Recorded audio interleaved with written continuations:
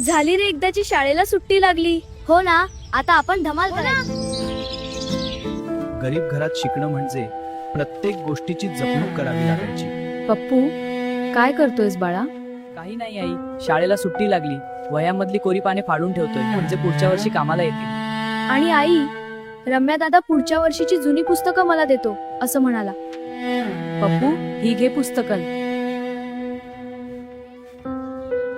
पैसे किती झाले रे दादा? ह्या सगळ्या पुस्तकांच्या निम्म्या किमतीनं 50 रुपये होतील बघ.